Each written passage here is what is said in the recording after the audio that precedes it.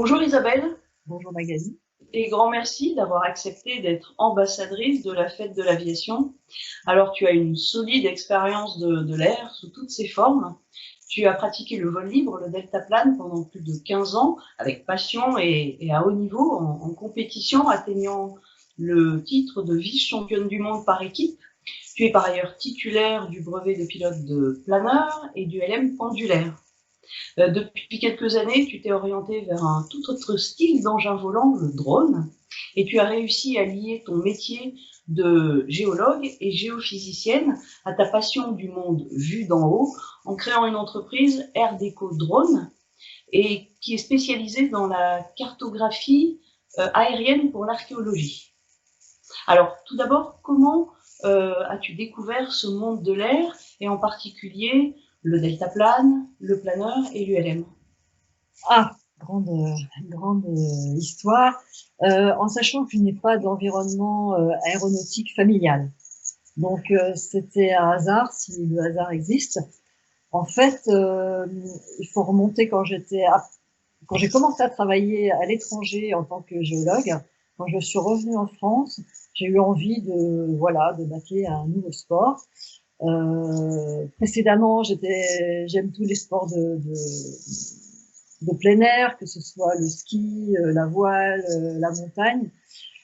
Mais j'étais en région parisienne où je travaillais à ce moment-là et j'ai eu l'occasion de faire deux, trois sauts en parachute.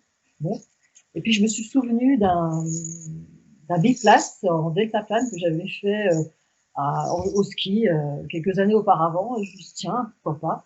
Et voilà, j'ai commencé la progression, je m'en suis passionnée et ça régit les 15 années suivantes de ma vie. En loisir, et je me suis basée en Normandie, qui n'était pas très loin de Paris, et puis en compétition en montagne, en France, à l'étranger, en Australie, au Japon, aux États-Unis. En fait, c'était la grande aventure. Et c'est un sport qui a su répondre à mon besoin d'aventure, peut-être de dépassement de moi, un sport individuel, mais aussi qui se pratique en équipe. C'était vraiment, voilà, une belle époque. Et est-ce ton activité professionnelle qui t'a ensuite mené au drone? Alors ensuite, j'ai enchaîné sur plusieurs autres, dont le planeur, qui sont d'autres sensations et un autre domaine de vol. Après, j'ai fait une petite pause et puis à l'occasion d'un changement professionnel, de vie professionnelle, oui, il s'est trouvé que j'ai pu allier le drone avec la géophysique. Euh, alors, on n'a pas les mêmes sensations que dans un cockpit, mais on pilote. Ça demande une exigence comparable. On évalue l'aérologie, la météo, ça nous permet de prendre un peu de recul et de voir la Terre d'en haut, ce qui est très très chouette quand on est pilote. Et puis c'est surtout un superbe outil pour emporter des capteurs et créer des choses. Donc le grand public connaît plus l'audiovisuel, moi j'ai choisi plus le côté technique. Et pour citer que deux capteurs qui me procurent qui ont beaucoup d'applications, mais il y en a des nouvelles applications tous les jours qui se trouvent. Donc j'ai un lidar, c'est un scanner. On en a entendu récemment parler parce qu'il y a des cités mayas qui ont été trouvées au Mexique là, qui ont fait beaucoup d'articles récemment. Ben, c'est la même chose, c'est un laser qui est plus petit que je mets sous le drone et qui permet de, de cartographier la topographie sous les arbres.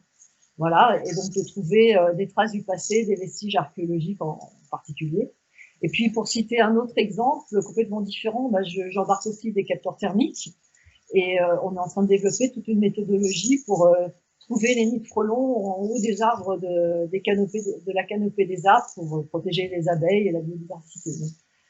Et puis on a d'autres projets en cours, donc voilà, c'est très divers. C'est également passionnant. Et tu évoquais les sensations du télépilotage de drone. Donc, qu'est-ce que tu éprouves quand tu pilotes ces engins? Alors, je pense que c'est le plaisir d'utiliser un outil aérien qui décuple les moyens des capteurs. Mais je ne vais pas vous mentir, on n'a pas les sensations du cockpit, hein, pas les bretelles. Mais voilà, c'est quand même, on voit le paysage, on évolue, comme on a le retour vidéo, bah, c'est un petit peu comme si on volait nous-mêmes. et on se dirige soit manuellement, soit par des vols programmés, c'est un autre domaine, mais bon, c'est sympathique et on a des beaux paysages et des belles vues.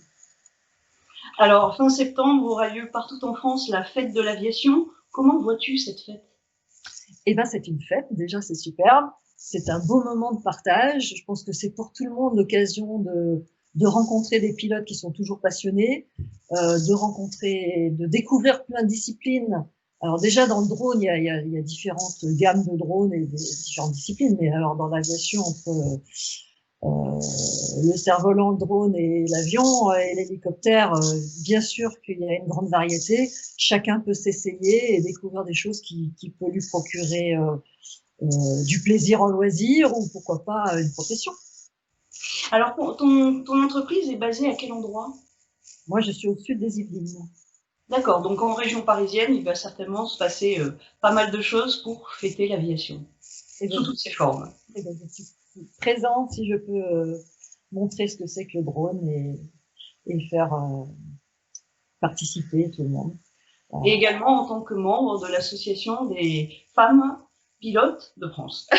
Tout à fait, elles ont bien sûr leur grande place et j'étais leur marraine il y a 2 ans et j'engage toutes les jeunes filles ou les femmes qui sont attirées par l'air à pousser la porte et ne pas se laisser de barrière. Eh ben, merci beaucoup Isabelle. Grand merci, à très bientôt. Bon télépilotage, bon vol. Merci beaucoup Marguerite. À bientôt. Au revoir.